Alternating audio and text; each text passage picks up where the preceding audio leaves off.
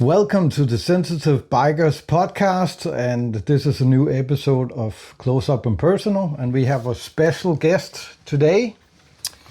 Bam Bam here, comedian, father, musician, sensitive dude, just like the sensitive biker. Exactly. So yeah, and I've been sober from alcohol for over 8 months now. Congratulations. That's Thank awesome. you very much, man. So you guys were a great inspiration for that too. So I appreciate it. yeah, Thank you. man, it feels great. I feel great. I love it. We had a very good talk at your podcast with an interview. Bam Bam's Boom Boom Room. Go get it on YouTube and Spotify. And I caught you on Instagram, and I was like, wow, this guy, he's spouting that wise words. Preach! And I was like, oh, that guy's cool. I was like, he's Danish. Wow, okay, cool. I had to have you on the podcast. I mean, gotta have a guy, at least once I gotta have a guy with a cut on. Of course. And now I wanted to return the favor. So, man, it's such an honor to be here, man. And this great, lovely clubhouse that you have is so cool and inspiring. This is actually my first time at a clubhouse. There has been possibilities before, but it was one of those kind of clubs where I thought, hey, that might not be the best place to go. But, I've grown up watching the biker series and Sons of Anarchy and Mayans and reading Hunter S. Thompson's book about the Hells Angels and stuff like that. So I've always kind of found it an exciting culture, but at the same time, also a very, I wouldn't say terrifying, but definitely something to have a healthy respect for. Because it just seems like those dudes were, like, you have old veterans coming back from war that just want to ride their bikes, just be on the road. Yeah. And be that 1% of people that aren't living like the rest of them. And it's like an old cowboy. Yeah. And then I saw you and I was like, oh, man, the guy looks cool. He's got a cool cut. And he's the president. He's El Jefe, which in Spanish is the boss. And that you are.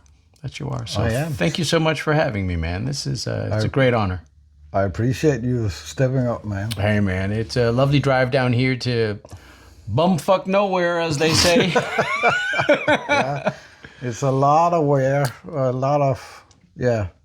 from everything. Yeah, we're in the boondocks. Yeah. We're out, but it's nice out here. It's calm. It's quiet. I'm living in the city, so I'm used to the bustle and the noise and the sirens and all that. And it's nice to come out here once in a while and just get that decompress. There's a lot more buried bodies out here than anything.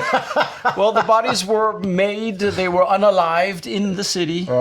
And then they were dealt with down here. Yeah. You probably know a few people that have wood chippers. I do. Or pig farmers. Yeah. And we won't say anything more about that. You'll have to search on that on the interwebs, people. We're not going to give you any bad or advice on stuff like that here. Nope. So, but be aware of a man with a wood chipper and a pig farm. And that I'm not saying too much there. Oh. Next subject. Next subject. Anyway. That's a great segue right there. Yeah. Goofs. I'm going to call you Goofs because in English, it's goofy. You're Goofs. Yeah, but that's okay with me. Yeah, that's good. Bam Bams and Goofs. It sounds like That's a deal. a very entertaining time. New podcast, maybe. Always, man. That could be fun. Yeah. So what's new with you, man? Yeah, not much with me. I'm more interested in hearing about your past and your struggles. Now you heard about mine. Yeah. So you're not getting away with it that easy. Okay. Therapy time. Okay. Yeah, well, I mean, where do I begin? I think being a young and not white kid coming to... I grew up in a lot of places in the world, Saudi Arabia, Nigeria. My dad was working for the old Danish company, UK. Okay. Østasiatisk Company, which translates to East Asian Company. And he left Denmark in the 70s and thought, Denmark is way too small for me. He grew up in the hard streets of Nørrebro, Nordvest of what we know today. And those were times when we don't have hunger today. And those were the times where you got sent to, they didn't have fat camp, they had fattening up camp.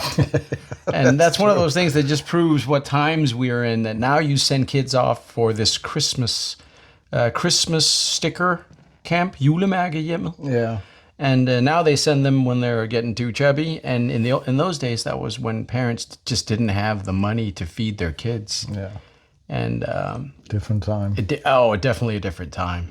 And it was just hard times where meat was probably a once a week type thing. And so my dad grew up in those rough streets of Nordvest, and then he left Denmark in the 70s and went to Indonesia, Jakarta, which was a weird place back in those times, because also in all this, the Cold War is really ramping up and bubbling up. And Indonesia was one of those places where you had a presence of the Americans and of the Soviet Union. So it was kind of like a little theater area of where they could proxy each other, if you may. And my dad was working down there within the transportation sector, as far as I can remember. Or was it? Doesn't matter. But he was working down there. And my mom at that time comes from, she comes from Borneo in Sandakan, which is it's in Malaysia. It's on the eastern side of Malaysia. And she got sent down to Jakarta to live with her big sister and the big sister's husband, who was an American. And because that she was dating at the time in Malaysia a politician's son, and the politicians in Malaysia are all Muslims. Okay. And Grandpa, he was a Chinese Catholic. And apparently this politician's son, he had loose hands when it came to women. Okay. And also, my dad just wanted to stick to a good old Christian male, and so he banished her, if you may. Okay. You could do that in those days, you know. You are sent to exile, daughter of mine, you know, and got sent down there. And the funny thing is that my uncle, who's the American, the big sister's husband, he worked for the American embassy, and he probably worked for some of those 3-letter agencies that we've heard about. Yeah. We won't say anything. Don't come look for us. Nope. We haven't said anything. We won't unalive ourselves. Never. We don't send people with dark suits and sunglasses. Got it. And so she met my dad down there, and she hated that arrogant son of a bitch because he was so full of himself and he loved his hair. He's a handsome devil. Still is today. Yeah. And but finally, they started dating and they got married. And my dad went to Nigeria, where I was made, in Lagos, where he started working. I think it was for Toyota down there. You know, Toyota pickup trucks in Africa, they kind of go hand in hand together. Yeah. It's the favorite armored vehicle of African militaries. True. Oh, yeah. But, and then my mom didn't want to give birth in Africa for some odd reason. I don't know why. Okay. And then ended up giving birth in Malaysia, and then back to Africa, and then to Saudi Arabia. And then when the first Gulf War started, that was in 91, Desert Storm, my dad decided, all right, Bam Bam is turning 13, 14, so he has to start going to a Danish school of some sort. So and if they would have stayed there, I probably would have gone down to Herlufsholm or another prep school here in Denmark. I'm so glad I didn't go there. Then there will probably be some more drugs that I could put on the list too. But true. Yeah, But instead, they came back. And this was the time in Denmark where jobs were just not hanging on trees. And my dad had to go to Greenland to work up in the Thule Air Base. Greenland's really popular at the time, or right now too, especially with the Americans. Great place. Just visit, don't invade. There's nothing there, guys. There's just polar bears and Inuits and snow and ice. Yeah. And then I had to go to a Danish school, and being 13, you know, just raging puberty, being not so big and being not white. That was a rough one. That was rough, man. People say, oh, my folkeskole, or my, what do you call it? preschool. or what a high school type thing. school, Yeah. Oh, those were great times. Nah, man, it was survival. It was. That's also kind of where I started finding out that I was funny, because if I was funny one day, then the big kids would leave me alone for just a little bit. And yeah, that was rough. There was a lot of very harsh bullying. Kids are cruel. Yeah, tell me about it. Yeah, physical bullying, borderline sexual, just survival every day. And I didn't want to trouble my mom because my dad was away working and she had to look after my little brother. And it was just come back home, head down, Calvin and Hobbes comics, and then I discovered grunge music, and then I discovered music and playing music and played the bass, and I just immersed myself into that. That became like a savior. And I guess that all that trauma, in that sense, kind of, I wouldn't say that I wouldn't trade it, but it has also kind of built in a sort of mentality. Yeah. That you hit the ground running at all times, and it's just head down, forward, never back. Just keep going forward and keep going forward. And I think I've just carried that along with me. And then at 16, because all my friends started drinking when they were 13, 14, and I was never allowed to go out because my dad wasn't home. And so I was the man of the house. I hate it when parents say that to you. It doesn't mean anything. It means bullshit. You're the man of the house. No, I'm not. I'm a 13-year-old boy with hormones raging all over the place, and I smell like shit constantly, no matter how much I bathe. I'm going to smell like a gym bag that's been in the car for a weekend, you know? Yeah. And that's even coming out of the bath. Yeah. So I was completely socially awkward and just didn't fit in anywhere. And that was tough. And then at 16, I discovered the Polska, the Easter beer, and fell in love with that beer. And I loved skateboarding, playing music, looking like a punk, and just having fun. And that just became like a part of the identity. And then many years later, I started blogging about craft beer and about different types of breweries, because I was thinking, oh, Danish beer has suddenly gotten so boring. I've been sipping on this stuff since I was 16. And then suddenly it also became like, oh, now I'm a connoisseur. Now this is not alcoholism at all. Now I'm spreading the divine word of Thor about what lovely nectar of the gods that we can put in our throats, and that just became like a part of an identity. And having that trauma and maybe even a good streak of addictive behavior in there, it just took hold, and and when you didn't have to pay for it, and you're like, oh, I have to drink these beers because I have to post and write about this beer. And of course, yes. Then it's a responsibility, you know. The people deserve to know what this 16th beer is going to taste like and what it looks like. And I would get tickets and get to taste all of these lovely beers for nothing, you know. And all of my friends, I would go and work on the beer festivals, and it was just sponsored debauchery and alcoholism. And then it just kept rolling. And there were periods where it wasn't so bad, but then relationships that were not good to be in, I'm done pointing fingers at everybody else. You know, when you're in that state where it's everybody else's fault that I'm so sad, and I feel bad. It's not my fault. I wasn't asked to be put here. And then I just started taking responsibility in the fact that, well, you put yourself in these situations. You might as well pull your bootstraps up and get yourself out of it. It's your choice, your responsibility. Exactly. And I think it was the whole never believing that I had to take responsibility for it was just one of those excuses. And the excuse is pretty much, that's the worst thing in the world. You know what? No, it's okay. I won't do it tomorrow. And it just, and then one day, it just like lightning from a completely clear sky, just like, nope, this ain't working, dude. You feel like shit. I mean, you're dosed up.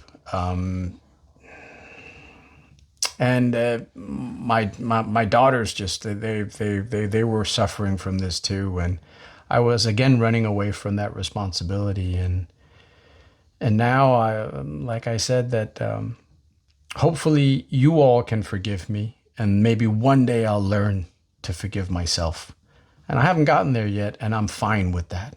I'm not fine with I can't forgive myself, but I'm fine that it's a journey, and that the only thing I can do every day that I wake up is just to be that 1% better.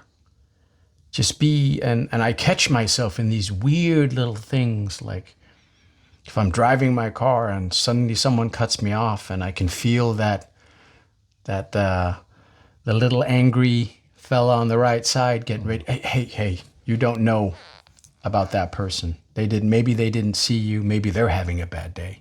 You don't know what that person is going through. No.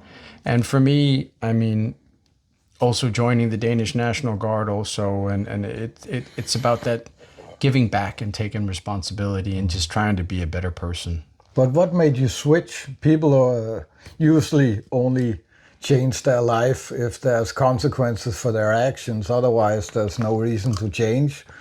What was the consequences in your life that made you realize that alcohol was maybe not a good thing? It was one of those jokes where when people ask you, "Oh, you didn't like yourself when you drank," and I probably say, "Well, I loved myself when I drank. It's everybody else that thought I was an asshole."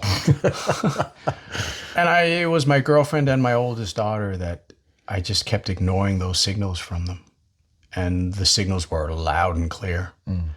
And I kind of, when my friends asked when I started this journey, and the only way that I could explain it, or that I felt that I could explain it that made real sense, is if you have a child that has a toy and the child can't treat that toy with respect and it breaks all the time, then you take the toy away from the child. And people ask me, "Are you going to start drinking again?" I go, "I don't have the need to, so why should I? I've actually been working at a couple of beer festivals where I was sober the entire time. There were alternatives that didn't have alcohol in them.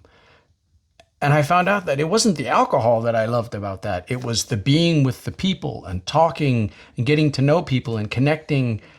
And I was just using that alcohol as an excuse to be able to do that. And now I can do that with a clear head 24/7. And I mean, I've always loved martial arts and sports and stuff like that. Now I have the energy to do those things, and to be able to wake up every morning and have the energy and the mental capacity to be able to deal with things that are more difficult, because the alcohol just became that blanket that would suffocate you. Yeah. But it was comforting. But it still was suffocating you, and it was making sure you never got out of bed and you weren't able to deal. And everything was just, in all aspects, yes, I was a high-functioning alcoholic at the time, but it was just, then that day came where I was like, fuck, I've said that I'll take a day off before, and I did take maybe a day off, but then it continued, and this time it just felt weird. It felt different. It felt kind of like something above, something spiritual got over me, and now you have to be better. Now, so it wasn't just that for your wife and kid, it was for your sake as well? I think I was ignoring it for a long time, and I think something inside me just said that, okay, you can't ignore it anymore. Yeah. The consequences now will be too dire.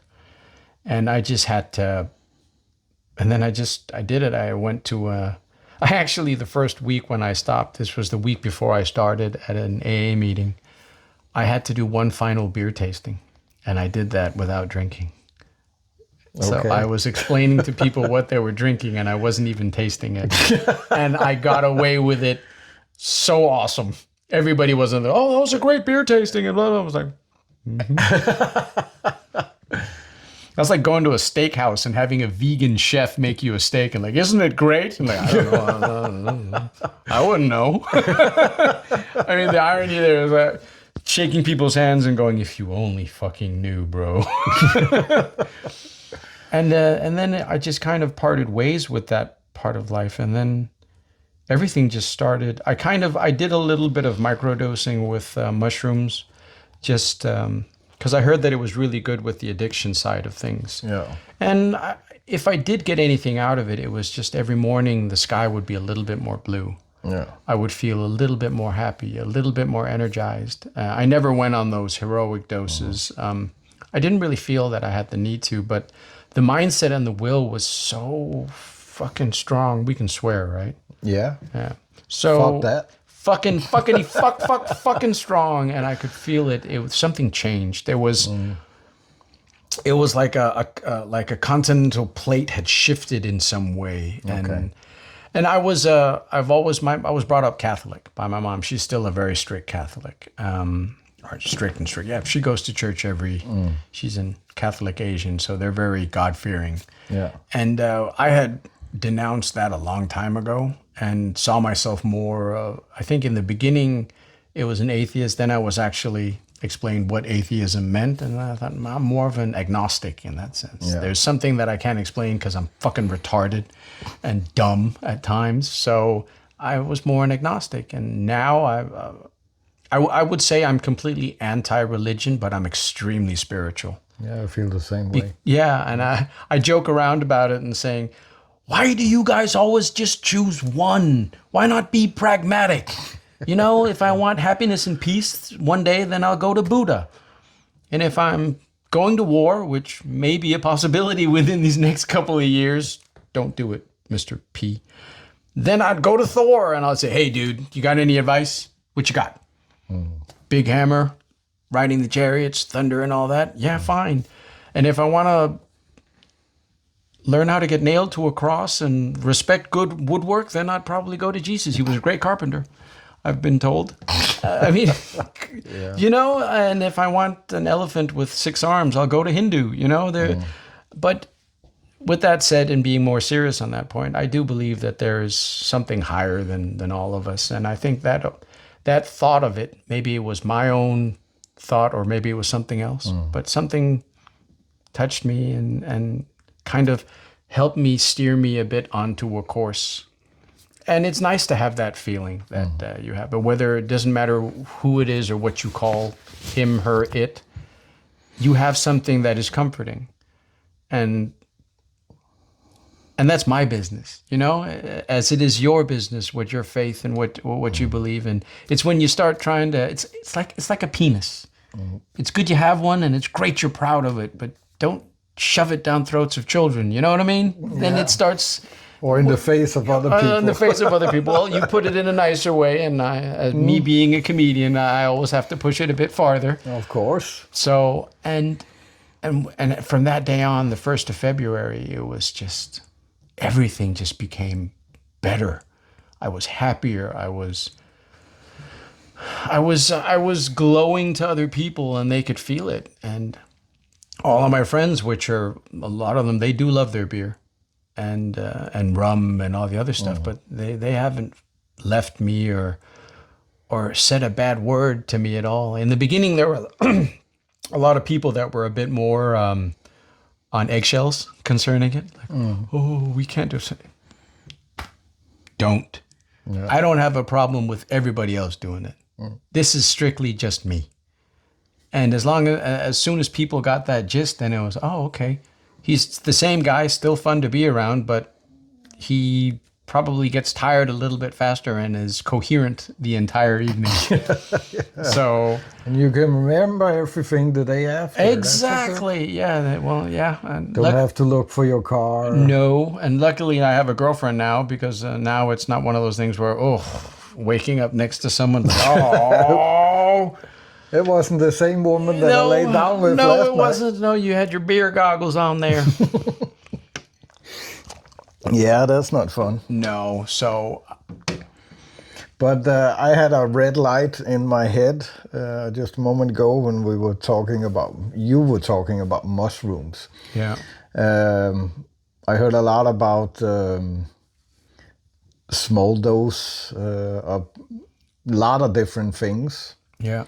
Also different kinds of proteins and stuff like that. I experienced that as well. I'd never done mushrooms. For me, I'm not, people can do what's good for them. I'm not saying not do it, but for me,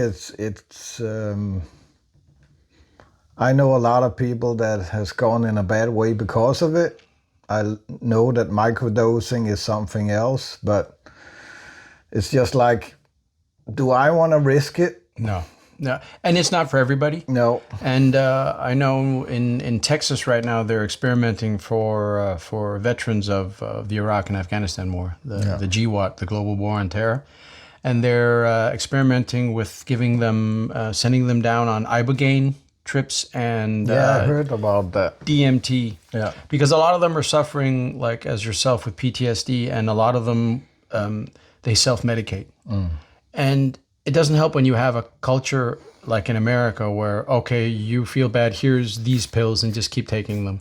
And those pills become another crutch to lean on, especially when it's these benzodiazepine. But what did you say it was? Ibogaine and DMT? DMT? Yeah, that's one treatment. Yeah. And then it's done. It can be. Some may need more. There's something about the ibogaine and the DMT where they represent the mother and the father, the matriarch and the patriarch. Okay. And what it does is it takes you to those places in your mind. And you've had people that have gone to these trips that were massive alcoholics or massive pill abusers, and the day after, it just stops. It goes in and rewires your brain in some weird way, and it takes you to the deepest, darkest places, but also the highest of highs, as far as I can read. So it works for a lot of people, and again, it is something that has to be done under a controlled situation, and you have your shamans or whatever you call them. Yeah, to help with doctors. those. They may call themselves both. doctors or both. Yeah. Yeah. Basically, a long-haired dude with pearls just going, "Yeah, man." In a white coat. It can end that way. As soon as Big Pharma gets their fingers into it, there will be white coats. Yeah, that's for sure. But for some weird reason, I wouldn't mind trying that one. But I don't know how that works, but that's how it works in my mind. I would never do mushrooms, but but DMT is fine. Yeah. Why not? I mean, but that's also because because DMT, you cannot do it recreationally.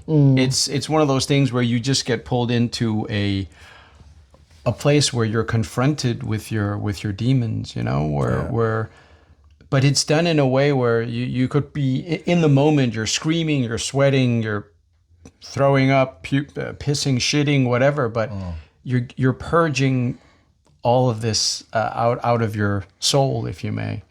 And I think the mushrooms, you're right. There's a little bit of a, you can, if you're in a bad place to begin with and you just put down a heroic dose, of course, all those bad things are going to come out. I think the psilocybin mushroom is also known to be able to help with the brain connection, the synapses in your mind. Kind of a bit like I take lion's mane, which is a normal supplement that is good for cognitive brain function. It's a mushroom. Yeah, it's a mushroom in a pill, and you can buy that in Mates as in any other health store here. And it also helps degenerative brain function, syndromes like Alzheimer's. I'm not sure. I'm not a doctor. Go look it up.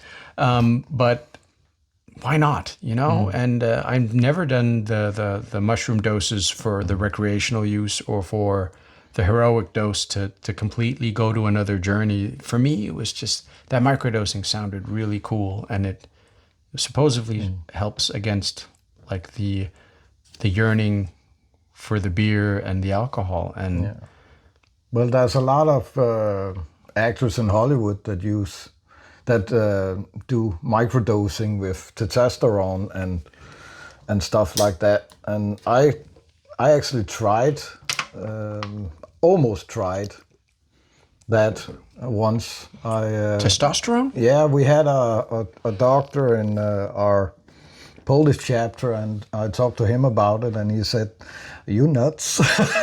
You have all your hair on your arms and everything. You don't need it. When you start losing your hair, then we can talk about it." But that's also that's a different discussion, because I've been to my doctor in Denmark.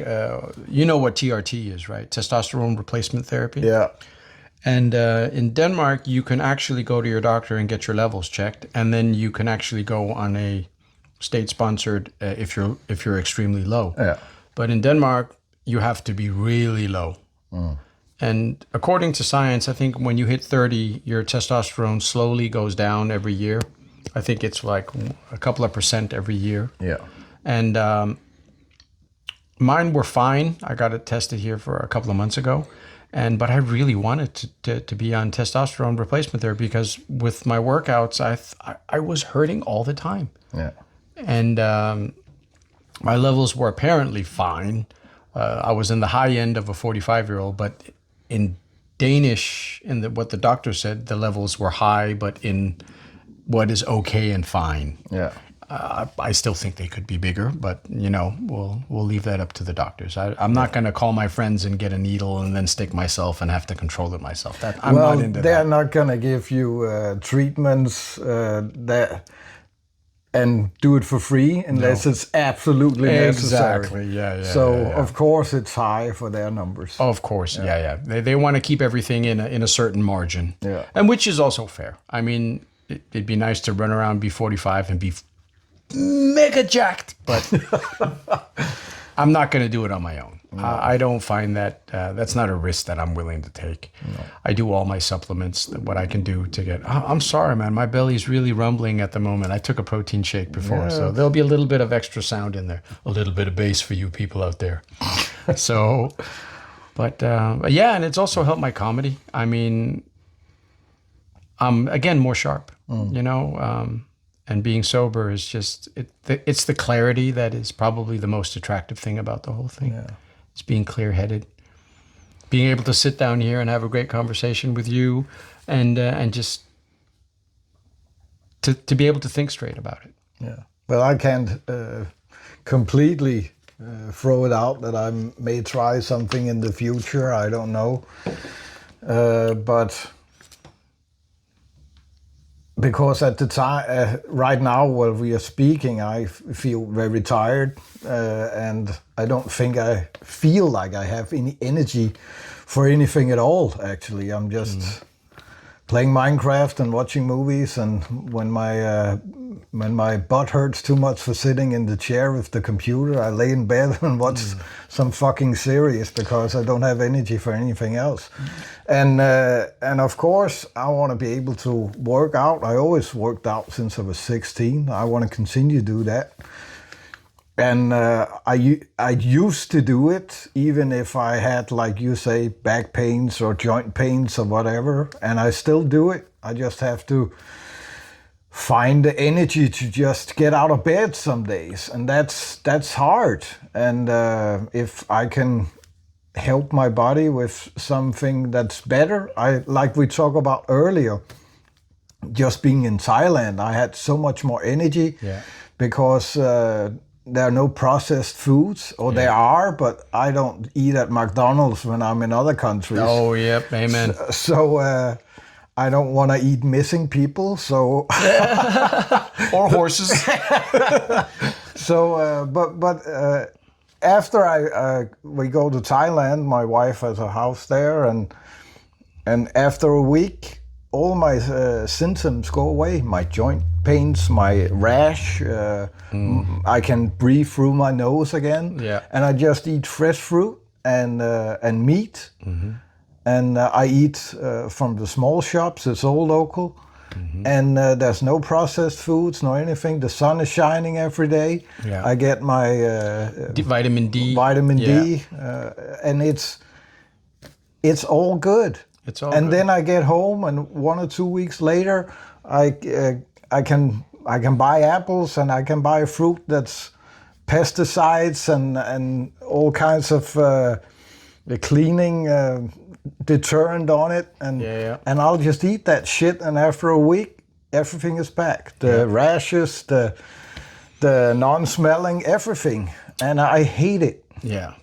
I think maybe you should go and get your levels checked. Maybe. Yeah, maybe I will do that. Get your test levels and just see if you're low, and then you can look into that. But I think it's a really good caveat to go on to is with the whole when you're in Thailand and eating all these lovely fruits that come almost from the tree next door, if you may, and also eating these meats that are made probably slaughtered and kept there very close by. That you're not getting all these preservatives in there, and I think that's one of those major issues that we have today is there's too much processed food. It's the processed food that's killing us. And it's all about the money. Of course it is. It doesn't matter if it tastes good or bad or anything, as long as it makes money. Cheaper, the better. Chemicals, and then we get sick. We have to eat all their pills. Yeah. It's all a circle. You know? It is. Now we have our tinfoil hats on. As you can see. Now it just got political all of a sudden. Yeah. Now we're really going into as long as the world is flat, and Kennedy and 9/11 was an inside job. I'm not spinning, are you? Hey man, I haven't been to the end yet, so I wouldn't know. You know what the Vikings said it was it a bowl? I think it was like that. No, it's a flat plane with a dome over it. Well, it could be. Yeah. I've seen that sci-fi series with the dome. It could. We never been to the moon, so I heard NASA say they might go there for the first time now. Yeah, I heard the Indians, not the Native Americans, but the Indians from India went to the moon, and they're the real Indians. The real fake Indians, ones. yeah. Not the feather ones and the buffalo and the. But and they got there for half the budget of the movie Interstellar. Okay. So I'm thinking, why not go to the Indians? You could have made the movie half as cheap, and they would have sent you up there for real. Yeah. Oh God.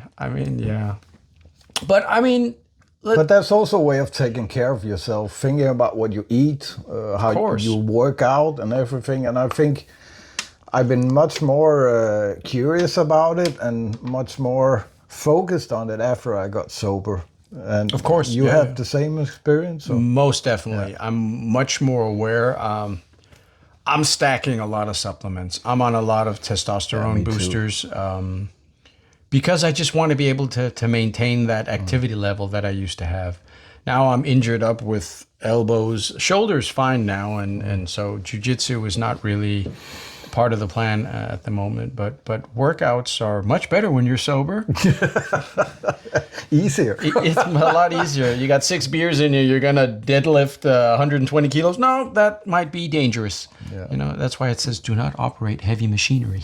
You know? I saw an interview once with the #1 surfing dude in Europe. And he won all the medals and everything. And they had this interview, and they said, "How did you get to be the best?" He said, "I'm not the best. I never been the best. I just constantly work out. Yeah. And when my friends go home, I'm still at the beach. Yeah. When they go out drinking and get up the next morning, I've been at the beach for 3 or 5 hours already, and I'm working out and they're not because they're hangover." Exactly. So that's the reason he became #1, just by keep on doing it more and more, and then you get to be the best. That's the only way to do it. Yeah. I mean, hard work has never hurt anybody. No. Okay, when it comes to It depends. If you jerk off too much, you might hurt your hand. Yeah, that's why you have to use your entire Don't fucking put it into that. Yeah, then you'll probably hurt your wrist. Yeah, you have Shoulder pains. Yeah, exactly. Yeah, probably. Maybe. I have no comment on that whatsoever. But my watch did say one day that I had gone my 50,000 steps and I hadn't left the apartment. So I think I better call Garmin. There's probably a mistake in there. Yeah, probably. But anyway, next question. Well, just saw what's it called? Hangover, the movie yesterday. Exactly. So long. The Chinese guy. God. Yeah, yes. He was funny. Yep. Yeah, they usually are those. Yeah. Those little yellow bastards. I can say that because I am part Asian, so it's not racist. And I'm also a comedian. That helps. It does help, doesn't it? Yeah, it does. Just here to put a smile on your face and offend everybody else. Of course. Of course. I wouldn't have it any other way. Because we don't give a shit. No, we don't. Okay? Yeah. Okay. I mean, that's another thing. That's a really good segue into the whole I'm offended. Yeah. And okay, let's break it down into two parts. Here we go. Here we go. Y'all ready? Hold on to your tits, people. We're going in hard. If someone you care about that's been close to you for so many years, they offend you, well, that hurts because you thought that they care about you. And whether the offense was on purpose or it wasn't, that's beside the point. That's one thing. And then you and that person will have to work that out for your friendship and whatever.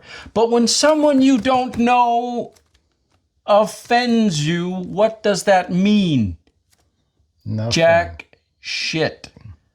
This person there who I don't know said something and now I'm offended. What do we do with that? Yeah, that's why when I was on my videos on Instagram, when I hit 50,000, then I stopped reading the comments because don't do that. yeah, it's just you can try and defend yourself. Why? But why? Those people don't know you. They don't know your story, your feelings, your thoughts, your everyday life. So I don't want to waste my time and energy on it, because if I read 11 comments and there's one bad, that's the one I'm going to be focused on for the rest of the day. Yeah, I mean, and for what purpose? Exactly. There's nothing in that comment or that person's opinion about you that will ever affect you. I mean, it's one of those weird things like, oh, I'm offended. That person can't say that. As far as I know, in Denmark, we do have freedom of speech. It's a bit of a technicality. Yeah, but still. There's other countries where you say one slight off comment thing and you'll In be England, hung. you get 2 years for posting on Facebook. Yeah, and I think in Iran they just executed some people I think it was Tunisia. See? Yeah. There are places where you got to really mind what you say. Even in a place like Malaysia, where my mom comes from, if you're a comedian down there and you're really big, they'll send people down there to keep an eye on you and to see if everything is kosher, if you may. Yeah. So there are places that have it a lot worse off than us. And of course, I mean, it's also about having common sense. And the more I look around, the word common sense makes it sound like it's common, but the more no. I mean, it's common sense is uncommon today. Yeah. And it's just that. Are you saying that because it's your opinion and you care about that, or are you saying it just to piss people off?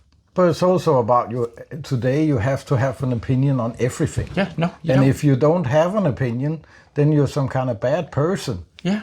Because you don't care about a subject that doesn't involve you in your everyday life. No. Would you ask a carpenter about how to solve the political problems in Eastern Bloc Europe?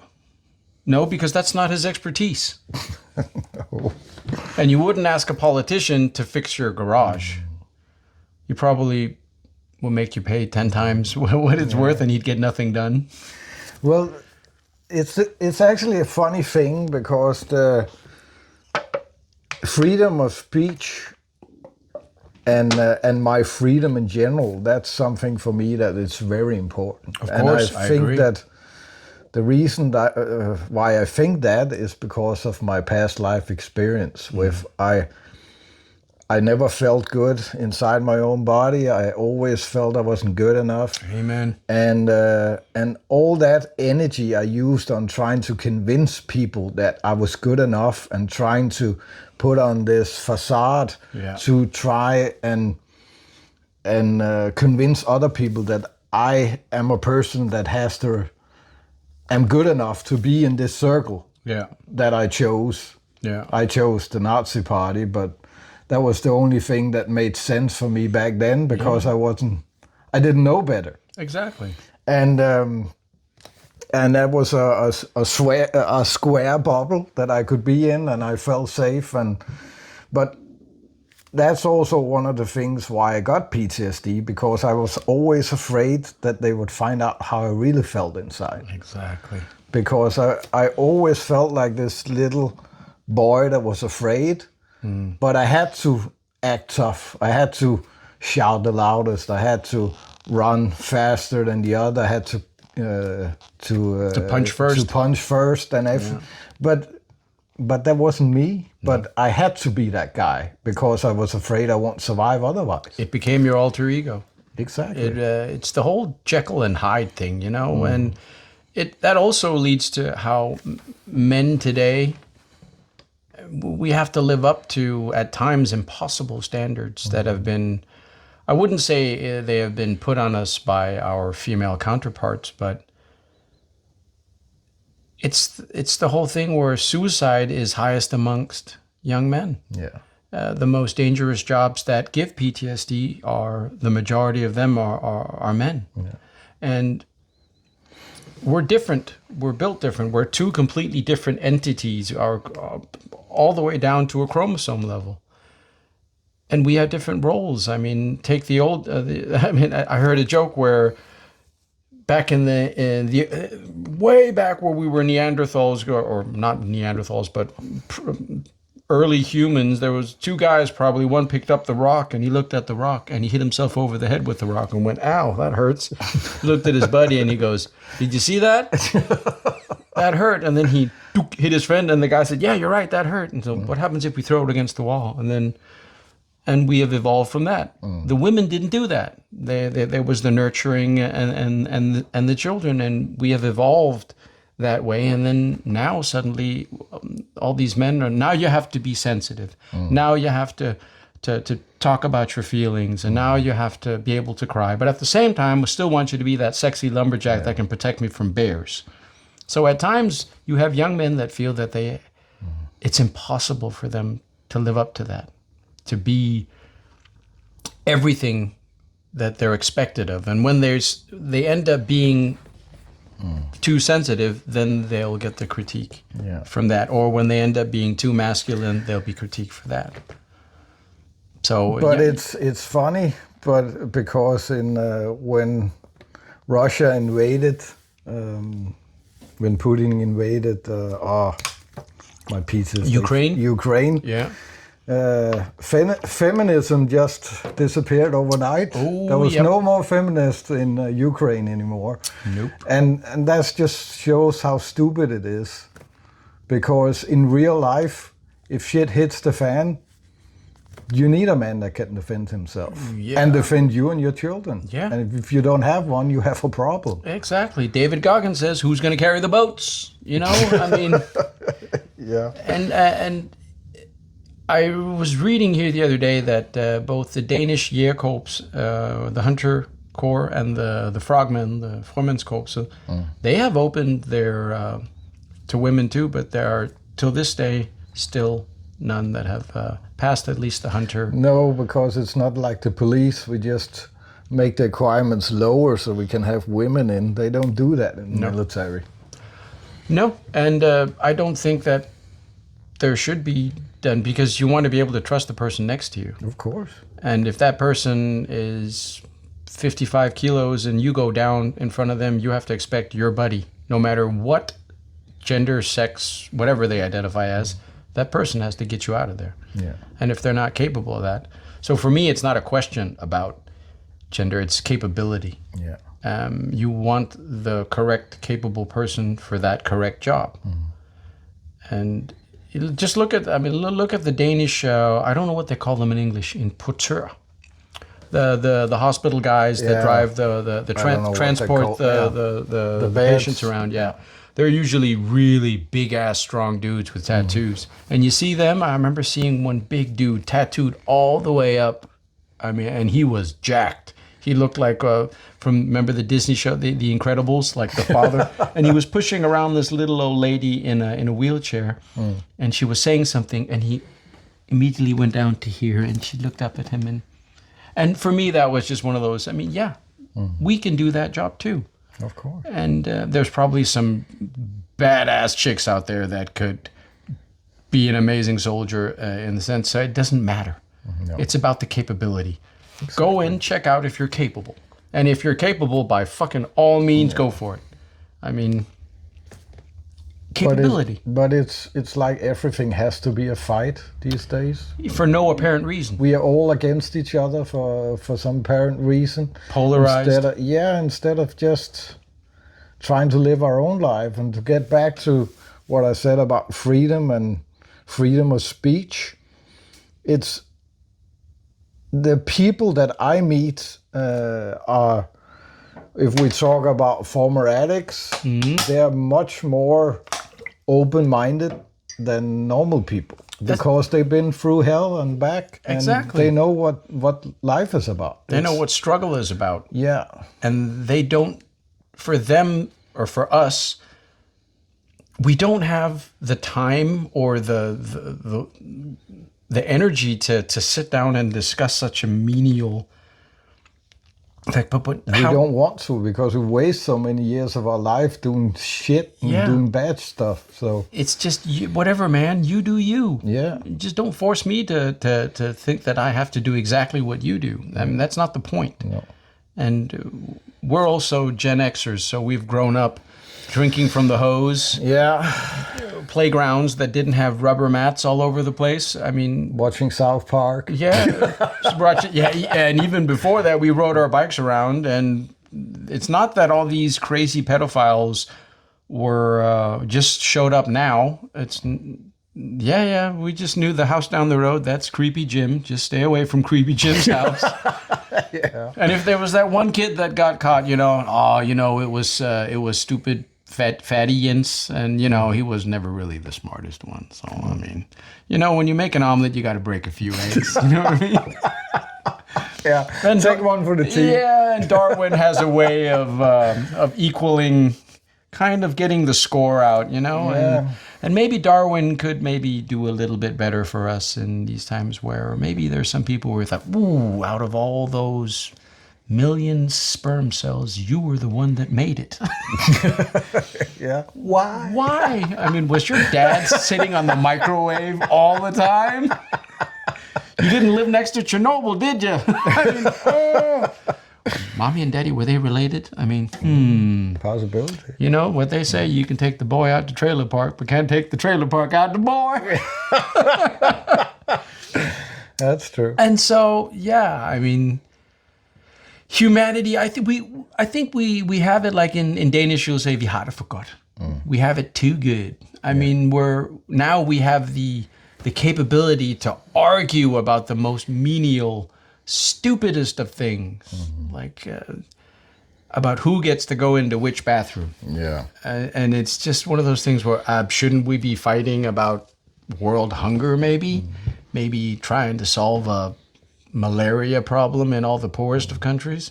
And those people down in those poor countries, they're not arguing about who can go to the toilet. No, that's true. And again, just take a situation that just, speaking of freedom of speech, where if I don't agree with you, that doesn't mean that I have to be shot in the neck. You know what I mean? No, not really. I mean, if someone doesn't agree, I have a lot of friends that have different political views from me, and then we just don't talk about it. Or it's just, well, you have that view and I have that, but you're still a cool dude. Well, that's the problem, isn't it? That people are listening too much to politics in social media and newspapers and television, and they all have an agenda. They don't care about you. They only care about sales and their own way of politics. Yeah. And just because someone says that another person is a bigot and he's a racist and he wants to kill people, even though he never said those things, suddenly it's okay to kill the guy. Exactly. What the fuck? It's like, I mean, it's one of those things where it's, let's take something really stupid that divides a lot of people. Okay, fried liver in Denmark. Mm. That's an either or. Yeah. I mean, you have people that are barricaded on each side. I can't, I have the consistency, I can't, but what if it was just, oh, you like liver? My God, you're an animal. Yeah. I cannot be in the same room as you. You need to be put down. You need to be put down. Your views are terrible. Yeah. I mean, it's just one of, oh, God. I mean, there's so much more important things like family values and just being a better person. Yeah. And then now that it's okay. Take care of yourself and do your thing, your life. Yeah, don't be a shitty person. Yeah, don't push it down anybody else's throat. Exactly. Don't be an asshole. I think that's one of those general things that you take back to basics. Yeah. Don't be an asshole. Yeah. I mean, it's easy to if you really think about it and really boil it down to that simplicity, just don't be an asshole. There's no need to walk around and just be a complete asshole looking for a discussion like a lot of people on the internet do. They're just looking for that fight. Yeah. And Mike Tyson said it best when it comes to those people behind those keyboards. Everybody has a plan until they get smacked in the face. Mm. Because a lot of those people don't know what it means like to be in a physical conflict. No, because the internet is not a real place. It's not a real place. And the thing about it is that a lot of people can sit and be tough on the internet, but in real life, they would never go up and tell you those things in person. Yeah. Because they know there could be consequences. Exactly. So why do it on the internet? Exactly. I'm glad I grew up in a different time because I would never write anything on the internet I wouldn't tell people in person. Yeah. And I think that's a good way of looking at it because there's consequences to everything and you'll be held accountable for whatever you do. Yeah. And I had to live with the consequences of my actions, and so does everybody else. Maybe the bill is not due yet, but it will come. I mean, you've probably been into situations where somebody said something where you felt the need to act physical on that, and that person learned very quickly and very swiftly what the consequence of his wording towards you. Yeah. What that and he had to pay that bill. And hopefully that person in that time was like, oh, okay, yeah, maybe I should have put it differently. Yeah. You know, I think I have a little funny caveat to that where it says, never write anything on the internet that you wouldn't say in person to a large dude in prison. Yeah, that's a good way of putting it. Maybe puts it down black and white so people can get that understanding. And it has... Yes, it has made our communication possibilities broader to do that on the internet, but it also gives people the free reign to write whatever they want. Yeah. And they don't have the consequences for it. No. But it's also, sorry. No, keep going. But it's also like, if I don't like something on Facebook, I just scroll away. Yes, move along. You've got other stuff to do. Exactly. I don't need to point out everything I don't like about other people's habits and lives. Yeah. You know how many people that wrote me personal messages about they didn't think it was proper for me to put pictures of my wife's tits on Facebook? But next week I'm gonna put 20 pictures out at once, so just to make sure who's in charge. It's like, she doesn't mind. Come on. I don't mind, obviously. And it's I tasteful. posted it. And it's tasteful. Yeah, she has clothes on. Yes, exactly. So you are abiding by the rules. Exactly. And oh God, get a life. Get a fucking life. But to be honest, one of the reasons why I do it is also to piss some people off. Of course. And they probably wrote that after they were done masturbating and felt ashamed. Yeah, that's... Never shame wank, people. No. Never be ashamed when wanking unless you're in a school bus. Yeah, then you shouldn't. Anyway, There's a lot of those anyways. Yeah. Hey, it's your fault. You invited a comedian in. yeah, but You knew what you were getting into. Speaking of consequences, you knew exactly what you're getting into. I'll be laughing the whole time I'm gonna upload this video. Oh, that's good. As long as I can make you laugh and making people laugh is a great feeling, by the way. It is. It's very therapeutic, and when you put a smile on somebody's face, whether it be doing a small gesture, helping someone cross the road, or telling a really dirty joke, or just being a good person, it's one of those things that it's that pay it forward because you feel good. Is that why you like being a comedian? I've liked it even more now because now I can really appreciate doing that. But before, it was a coping mechanism, as you also know, to fitting in. Being the clown. Being the clown, meaning A way to survive. A way to survive, yeah, because I wasn't the biggest dude. I would pick last for sports, bullied as fuck. And if I could make them laugh and hey, tell that joke again, oh, then I know I'm not getting a beating today. So, but now I can really appreciate and see how people, when they get that really good laugh where it comes all the way down to the belly, you know? I mean, it's one of those things where it just that's an addiction that I can get behind. Yeah. You make people smile.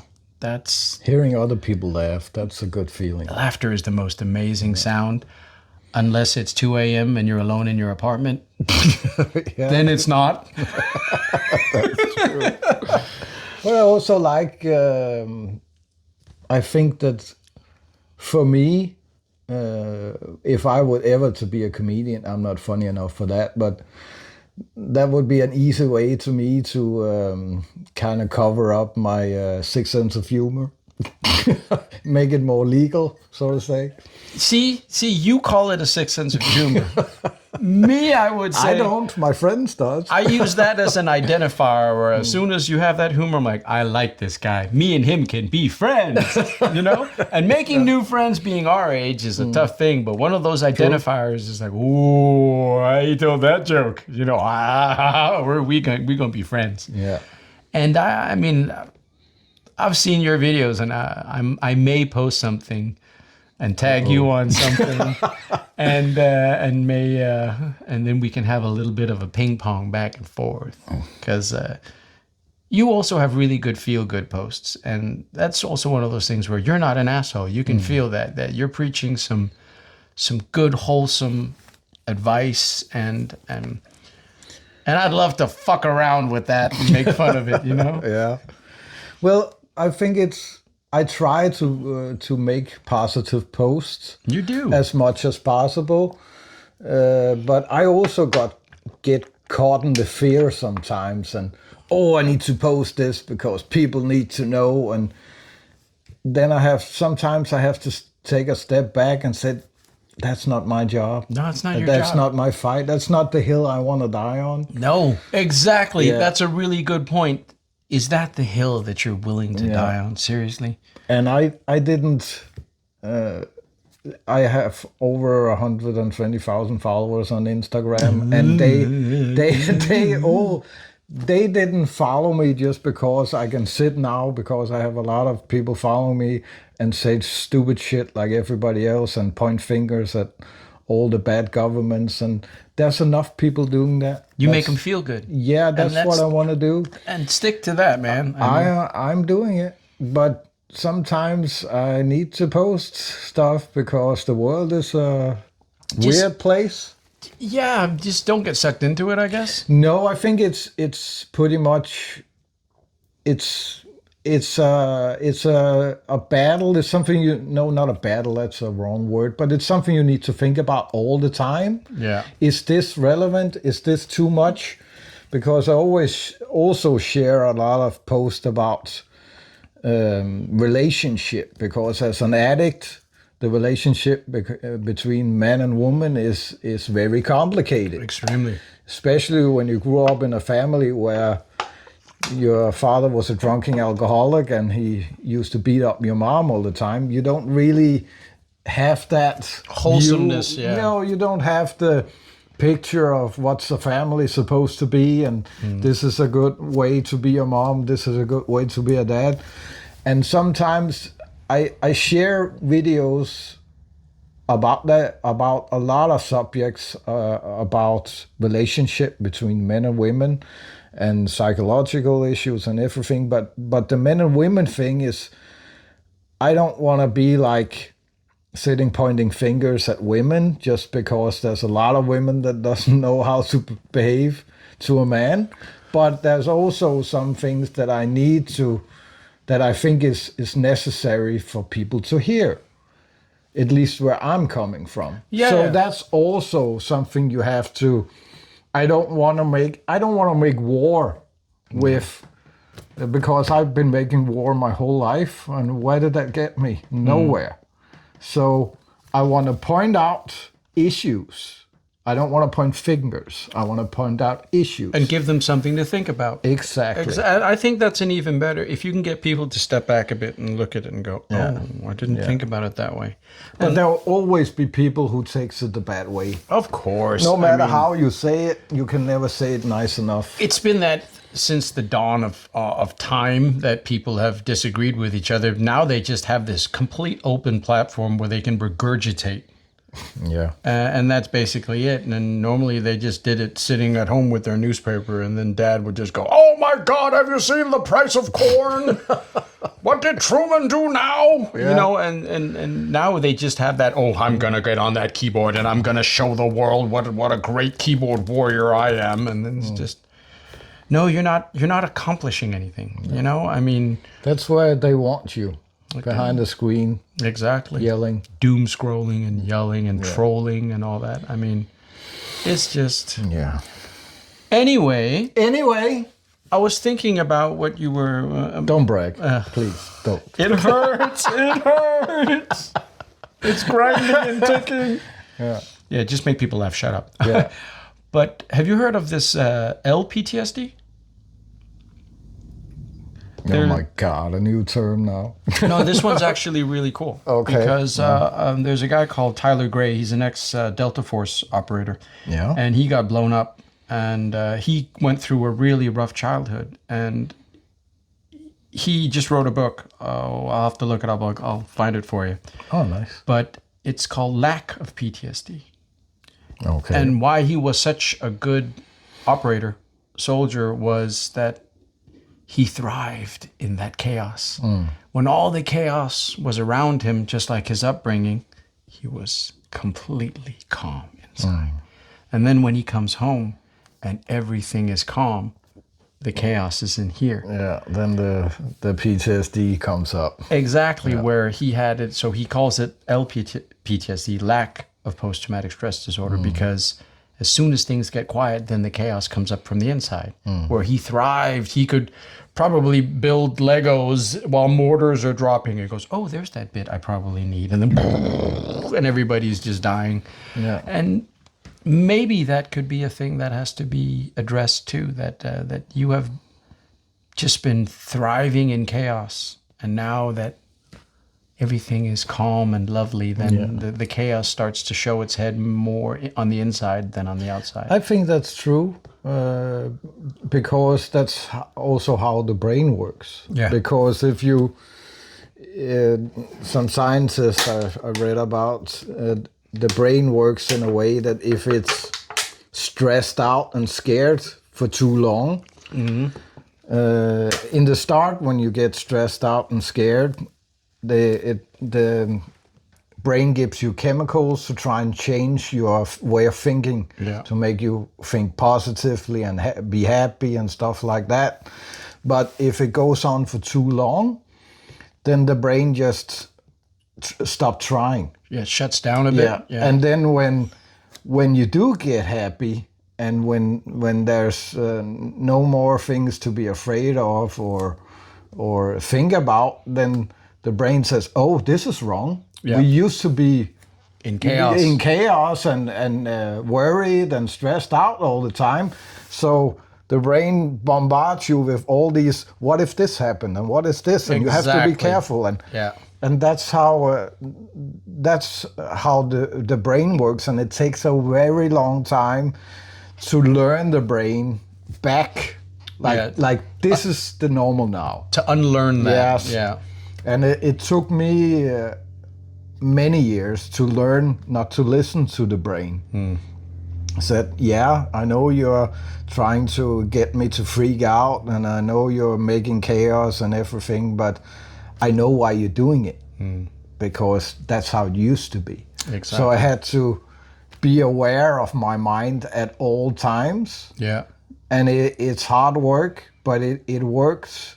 It works, but it takes time. Exactly. And that's but it's also one of the best things I learned by being in the 12-step program is that you're not your thoughts.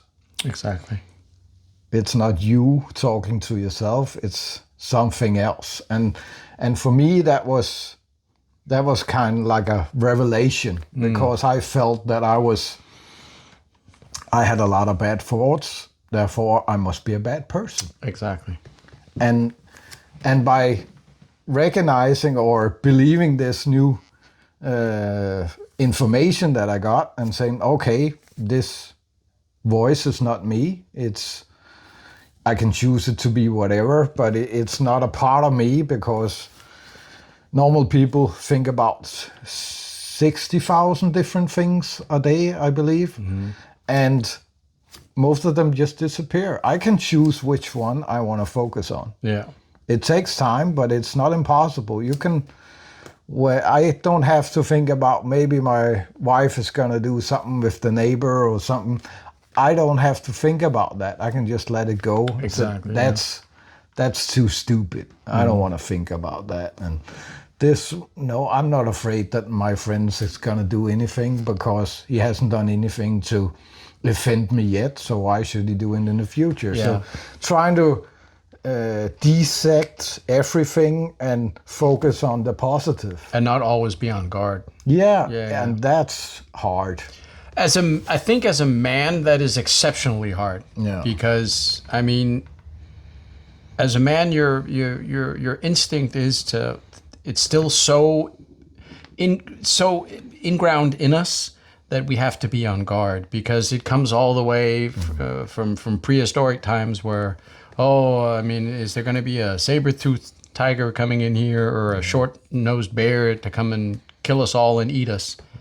And I think that is still a big part of the male biome, if you may. Yeah, I think so too. And it's also because when I was younger, everything is a disease. Everything is because I had a bad childhood, and everything is because I'm addicted. And you had something to blame all the time. Yeah, and instead of thinking about,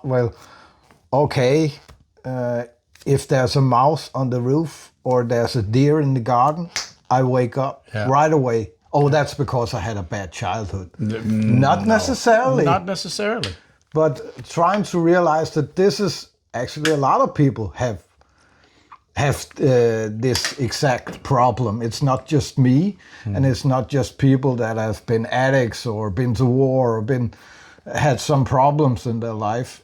It's just my personality. It doesn't have to be. Yeah. Of course, some of it could be, but it doesn't necessarily have to be about some bad things in my past. Well, maybe it's your past that has just fine-tuned and sharpened certain things. That's a better way of looking at it. I think that you have people that have gone through certain things that have been very traumatic, that probably have some positive aspects to doing certain types of jobs where they thrive better under all that, because their senses are a bit more heightened, probably because they grew up and they can tackle those traumatic incidents that come with that job a lot better than other people can. True. So I think everything depends on how you look at it. exactly, and that's also one of those things where just because you look at that coffee cup one way, another person could look at that coffee cup a completely different way. And you know what? That's their right. They can do that. But if they start forcing you to look at that coffee cup their way, then it's like, I can't really deal with that right now. No, So, that's true. yeah. Anyway. Well, the time is getting late. Yeah, them shadows getting long out there. This was fucking awesome. It was great, I appreciate you. Absolute pleasure, man. And anytime, and we'll get you back on the Boom Boom Room. I'm looking forward to Get it. some updates about the club and what's going on. Have some updates for you about the clean and sober motorcycle environment in Europe, if you're interested. Yes, by all means, man. That'd be fun. So I just have to get on my dad's bike one day. Come join you guys. that would be awesome. But not in the snow. We'll wait until No, summer. that's not a good snow and bikes in Denmark. That's Were you guys at the closing and opening of Bakken? Do you guys do that? I usually don't attend because at that point of year, I've been riding to Germany, Poland, Sweden. Your butt hurts. Yeah, I've been riding enough, I think, and between all the social media and interview and newspaper articles and just being a international president for over 100 former bikers and addicts. That's a tough job. And then you don't want to away and go do something like that. Yeah, I get it. Yeah. It's too many people. Also, I don't really like, especially not in Copenhagen, and sitting in traffic for 3 or 4 hours, maybe waiting to drive to the other end of town, and many cars and people, noises. I'll probably stay in bed 1 or 2 days after, just because of all the impressions, input, yeah. I guess. And you're riding around with a lot of people that don't know how to ride with...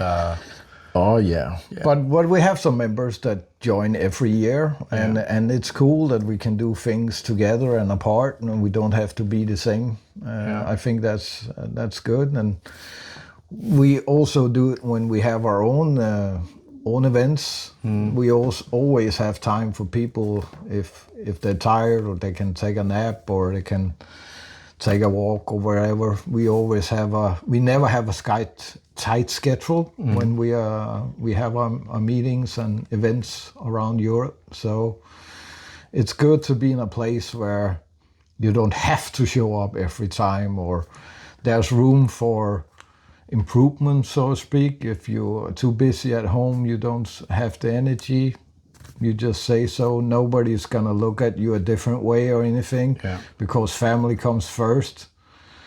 And it's a whole other life than I lived before, and it's awesome. I really like it, and That's good to hear, man. but we'll take a ride someday. And next time you have a event down here with the boys and stuff, just send me a message. I'll see if I can make it. Would love to come down and say hi. I'd love to show you around, bro. And if you ever need a comedian to come down and to host something for you, you just say the word, I got you. As long as it's free. Fuck yeah, man. I'd never charge you in. Because he's wearing a cut. Yeah, I beat his fucking ass. Exactly. Well, thanks for the talk, brother. Hey, man, and, anytime. Remember, don't have a good day, have a great one. See you next time.